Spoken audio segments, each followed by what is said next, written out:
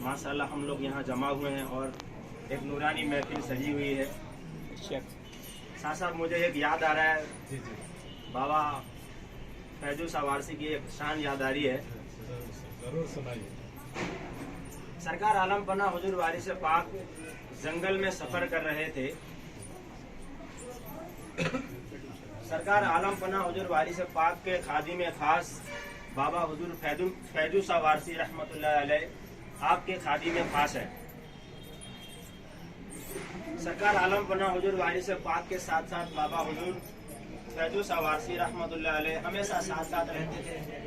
तो सरकार आलम पना हुजूर वारिस पाक का सफर जंगल का था। तो सरकार आलम पना वारिस पाक के जंगल के सफर के दौरान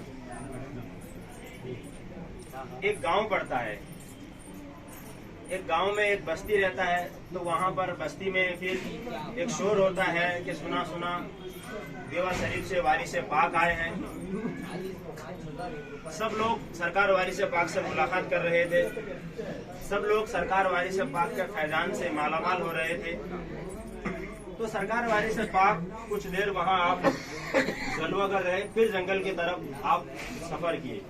जब सरकार वारिस पाक फिर जंगल की तरफ सफर करते हैं तो इतने में एक आदमी भागते हुए दौड़ते हुए सरकार आलम पना हुजूर वारिस पाक की बारगाह में आता है। कहता है, सरकार मैं बहुत गरीब हूँ, कुछ दिन बाद मेरी बेटी का शादी है, आप कुछ अता कर दें।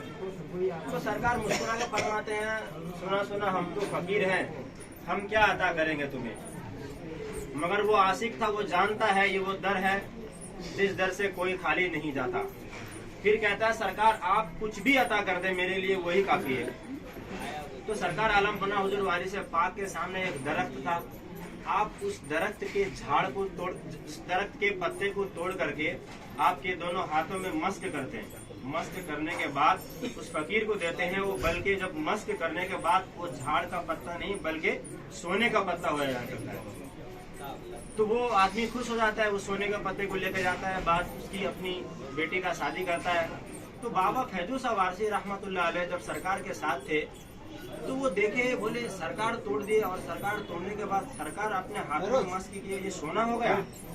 और सरकार फरमाता है, सुना मेरे फकीर मेरी तरह है तो हम भी कर सकते हैं। तो बाबा फैजू सावारसी रहमतुल्लाह अलैह वो झाड़ के पत्ते को तोड़ करके वो अपने हाथ में मस्क करने लगे।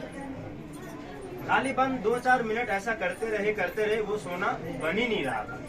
जब बन नहीं रहा था तो सरकार आलम पना हुजूर वारिस पाक मुस्कुराए। सरकार फरमाते हैं, फैजू ये क्या कर रहे हो। फैजू सावारसी फरमाता है, सरकार आप मलत हैं तो वो सोना हो जावत है, और हम मलत हैं वो कुछ नहीं हो रहा है। तो सरकार मुस्कुराते हैं, सुना फैजू आप ऊपर कहाँ देख रहे हो, आप जमीन पे ठोकर मारो। तो बाबा फैजू सावारसी रहमतुल्लाह अलैह जमीन पे ठोकर मारते हैं। वो जो ईंट था मिट्टी का, वो बल्कि मिट्टी का नहीं सोने का होकर निकलता है। तो यहाँ सोचे सरकार आलम पना हुजूर वारिस पाक ने अपने एहराम को उस फकीर का शान कितना बुलंद किया है। सरकार फरमाते हैं, फकीर के कदमों में सोना है, फकीर के ठोकर में सोना है। इसलिए आज कुछ लोग एहराम पोश फकीर की शान को जानते नहीं है, एहराम पोश फकीर के शान के बारे में कुछ जानते नहीं है। इसलिए जरूरी है एहराम पोश फकीर की ताजीम करे, उनकी शान जाने। जबकि सरकार फरमाते हैं, सुना जिसने मेरे एहराम पोश फकीर को देखा उसने मुझे देखा, जिसने मेरे एहराम पोश फकीर को खुश किया उसने मुझे खुश किया, और जिसने उनका दिल दिखाया उसने मेरा दिल दिखाया। इसलिए जरूरी है एहराम पोश फकीर बहुत आला दर्जे के होते हैं। और ये बात भी है, फकीर भी ऐसा होना चाहिए, फकीर भी ऐसा होना चाहिए, वरना बाद में पता चला खाली घर है, कुछ है ही नहीं। मगर फकीर भी बहुत सारे ऐसे निकल चुके हैं। अब सच्चे फकीर की तलाश कीजिए। इसका मतलब ये नहीं कि हर फकीर की बुराई करें। सिलसिले वारसा के एहराम को उस फकीर का शान बहुत आला है। जब सरकार फरमाते हैं, मेरा हाथ मेरे फकीर का हाथ है, फिर सरकार फरमाते हैं, गोया जिसने हमें देखा हमारे नाना को देखा। तो यहाँ फैसला कर सकते हैं एहराम को उस फकीर की शान क्या है। बहरहाल कलाम बेदम सावारसी समाप्त करना है।